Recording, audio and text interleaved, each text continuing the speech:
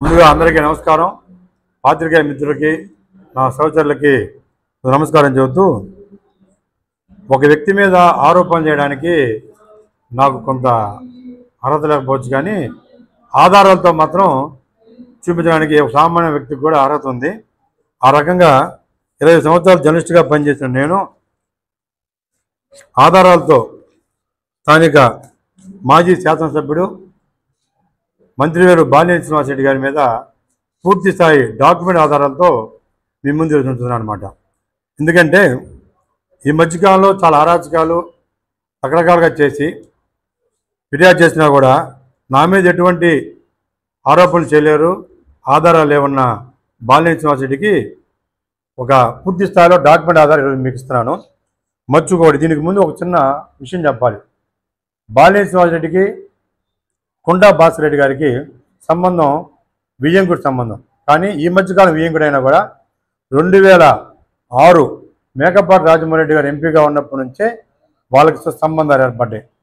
ఆ సంబంధాలు ఆర్థిక సంబంధాలుగా మారి పూర్తి స్థాయిలో అంచెలంచెలుగా ఎదిగి లాస్ట్లో వారి యొక్క కుమార్తె వివాహం దాకా జరిగింది.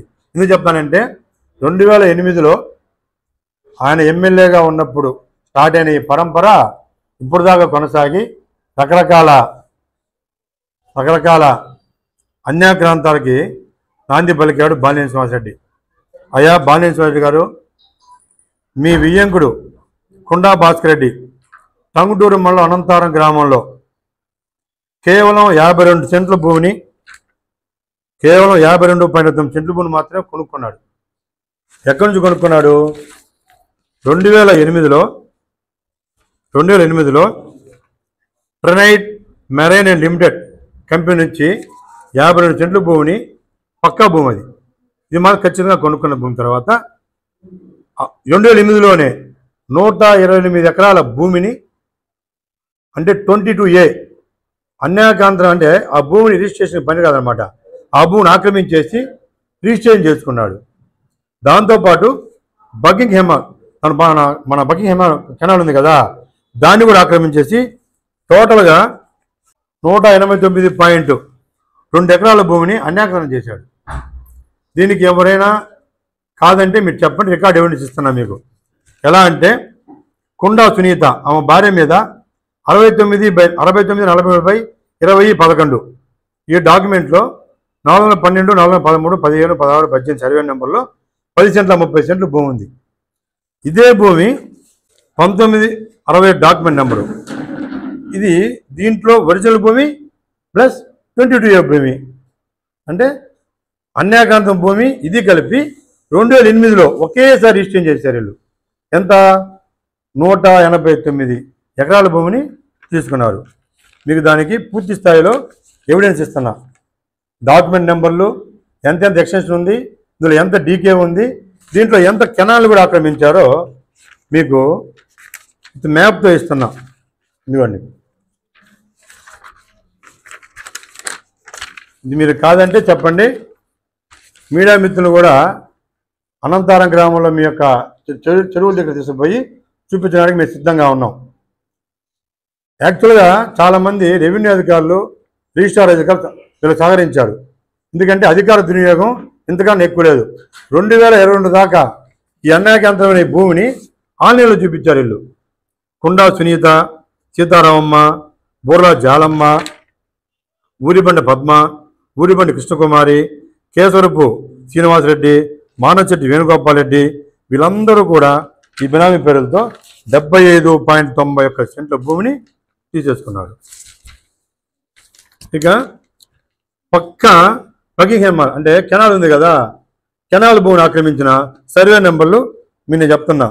386/4, 400,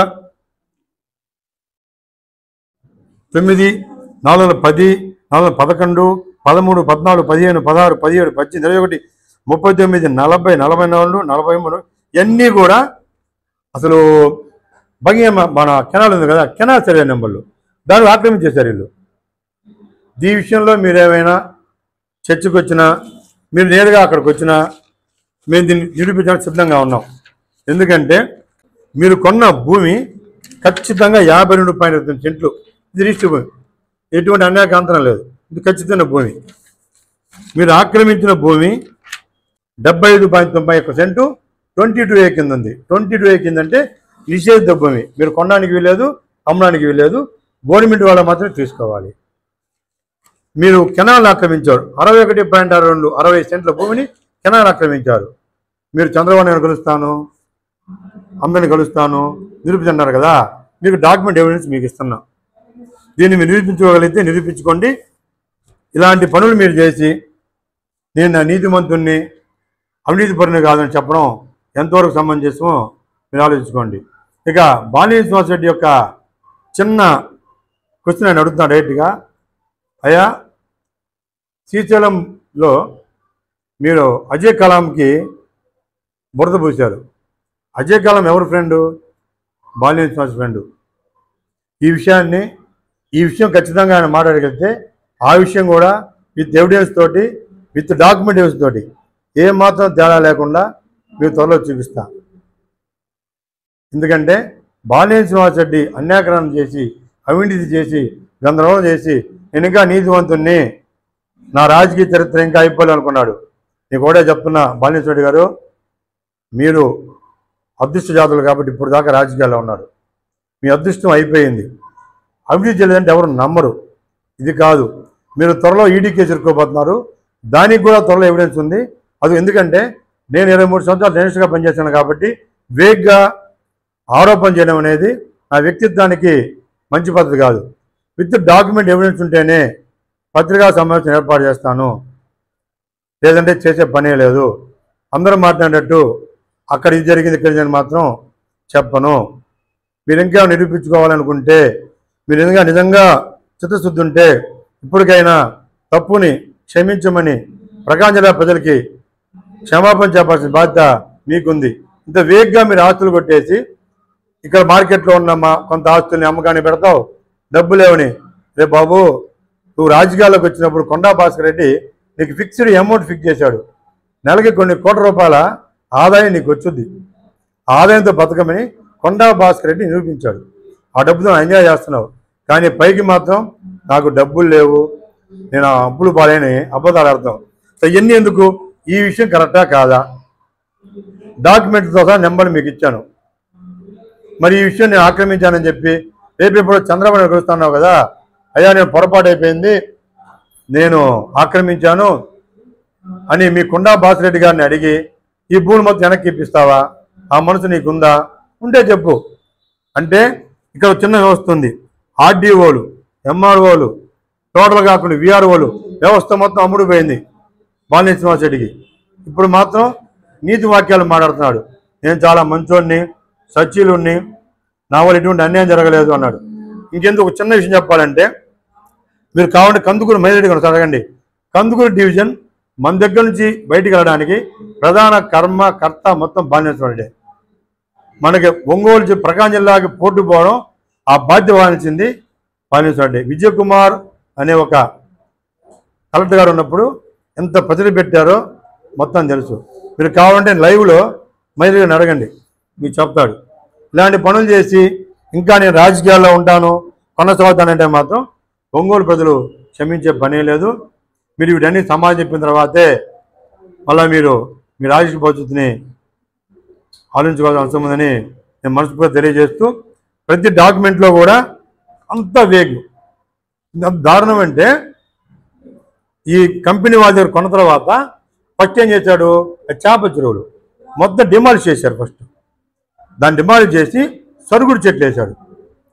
5 సంవత్సరాలు సరుగుడు చెట్టు పండింది, దాన్ని డిమాలిష్ చేశారు. మళ్ళా దాన్ని అమ్మేశారు. సరుగుడు చెట్టుని దాన్ని అమ్మేసి మళ్ళీ చేపల చెరువులు చేశారు.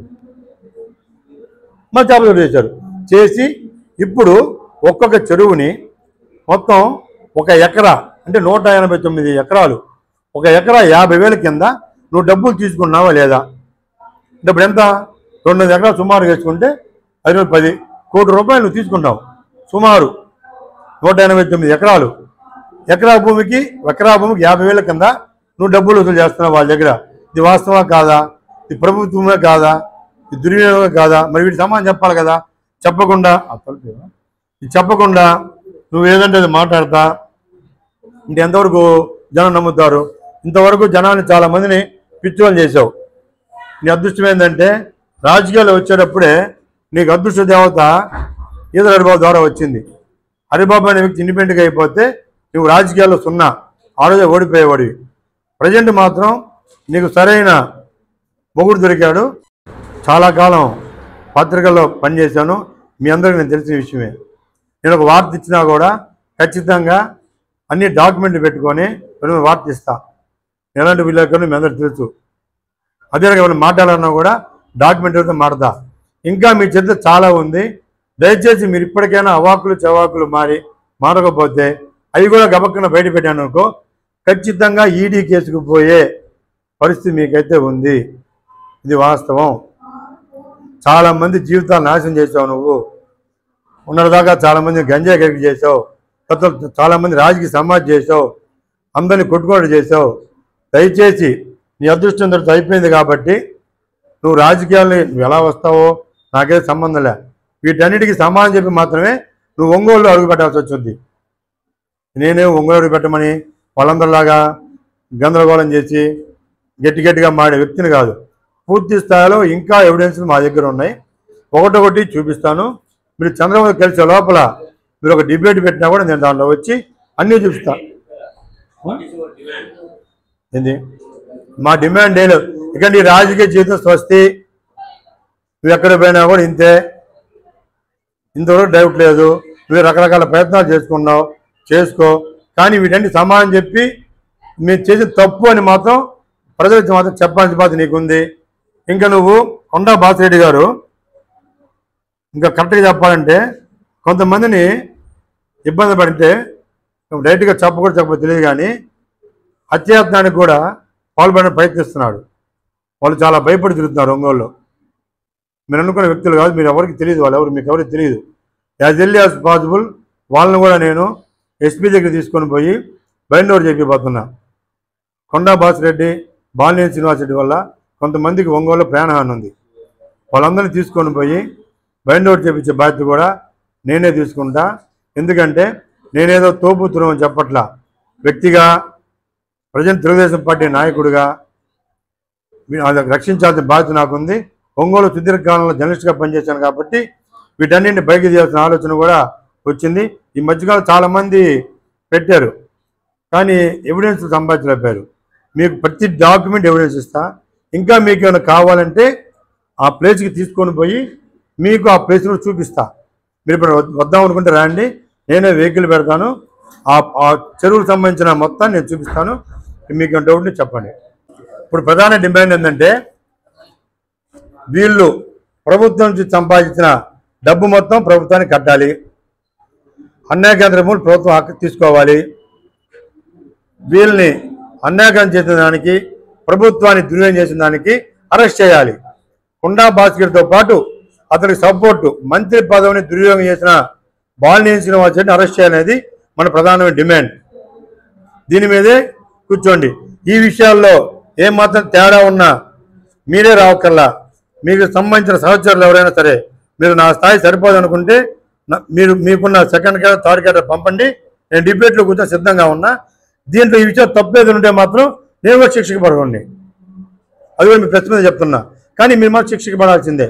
నేను జిల్లా కలెక్టర్ కానీ ఎస్పీ గారిని ప్రెస్ మీట్గా ఖచ్చితంగా కోరుకునేదంటే యాజ్ ఎర్లీ యాజ్ పాసిబుల్ కొండా భాస్కర్ వాళ్ళు ఒంగోలు హత్య చేయబోతున్నారు. ఇది వాస్తవం.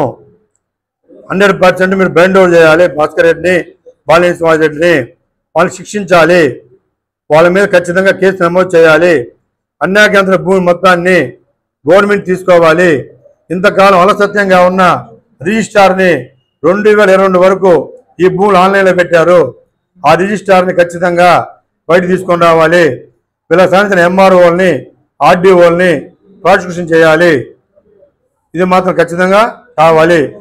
ఇప్పుడు టంగుటూరుది స్వామి గారు ఎమ్మెల్యే గారు, మినిస్టర్ గారు కాబట్టి రేపు మా క్యాడర్ తోటి ఈ డాక్యుమెంట్ మొత్తాన్ని స్వామి గారికి ఇచ్చి మాజీ మినిస్టర్ గారి మీద ఎలాంటి యాక్షన్ తీసుకుంటారో అనేది మేము వెళ్ళబోతున్నాం. మీరు కూడా వచ్చే పని అయితే నాకు ఫోన్ చేయండి, నేను మీకైనా ఫోన్ చేస్తాను. వెహికల్ నేను పెడతాను. స్వామి గారికి, కలెక్టర్ గారికి ఇచ్చిన తర్వాత మీరు అనంతరంలో ఉన్న టంగుటూరు భూములు మొత్తాన్ని చూపించడానికి నేను సిద్ధంగా ఉన్నాను. మీరు దీనికి సిద్ధమేనా? బాలినేని ఖచ్చితంగా అరెస్ట్ అవ్వాలి. మొత్తం ప్రభుత్వ భూమిలో భూమి తీసుకోవాలి. డబ్బులు కూడా ప్రభుత్వానికి విత్ ఫైన్ కట్టాలి. పూర్ణ కట్టడం కాదు. నువ్వు చాలా నీతివంతం చెప్తావు కదా. అరే బాబు, నీ గురించి చూడలేదురా నాయన. ఒంగోలు సర్వనాశనం చేసింది నువ్వే.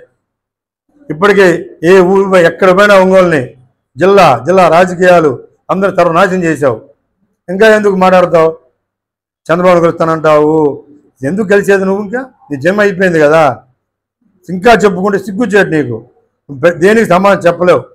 నేనైతే ప్రతిదీ రికార్డ్ ఎవిడెన్స్ ఇస్తా. రికార్డే డాక్యుమెంట్ ఎవిడెన్స్ ఇస్తా. త్వరలో నువ్వు ఈడీ కేసులోకి వెళ్ళబోతున్నావు. అది కూడా త్వరలో పత్రిక ద్వారా వచ్చుద్ది. దానికి సిద్ధంగా ఉండు.